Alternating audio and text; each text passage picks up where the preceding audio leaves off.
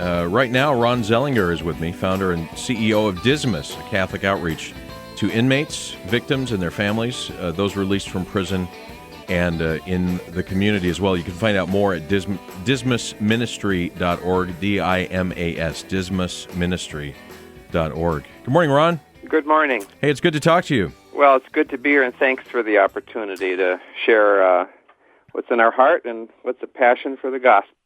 I'm sure you must hear from people who say, why don't you spend your time doing something more worthwhile?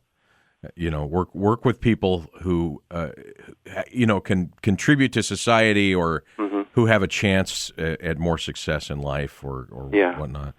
I love that question because what it does is it takes us immediately to the heart of the gospel. And just the other day I was sharing with someone what has become such a conviction of mine, that when we look at what God speaks in Revelation, or what he reveals to us, and we read with open eyes and heart the Gospels, and I would turn particularly to Luke, where Jesus turns to the turns to the criminal next to him, and after he had pleaded, Jesus, remember me, and he says, this day you'll be with me in paradise.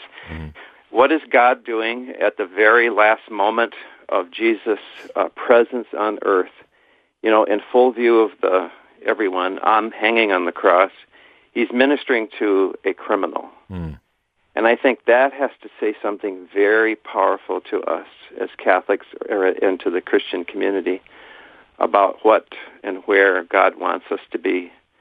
And I think the infinite value of a soul that Jesus is pointing to at that last moment, that's what we're about. So I would just say to that person, how do you value a soul? How do you say this one is not worth going after when, Jesus shows us at the very last minute, and again, it's God's sovereignty to say, I want this person, I want to minister to him now, and we have no, business judging what God's about, but I think when we look at Matthew 25, where, Jesus is talking to the people on the left, and I say to people, too, this ought to be one of the scarier passages in the Gospels. Yes. Because, they're asking him after he told them, you didn't do this for me and that.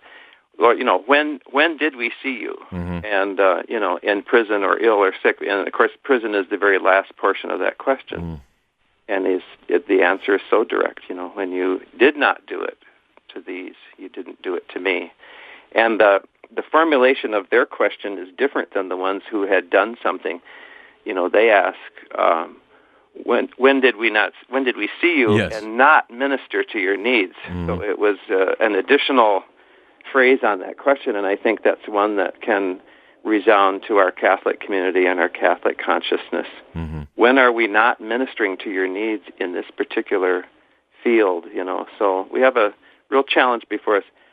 I always look to those Christians who are doing wonderful things to be an example, and I don't want to say to our shame, but to our challenge, we can look at our non-Catholic brothers and sisters who, for some reason, have taken on prison ministry with a passion. And our board president, Father Ron Cloutier, down in Galveston, Houston Diocese, he said one day in exasperation, he said, where are the Catholics? He said, we've got 40-1 non-Catholic volunteers in our facility here.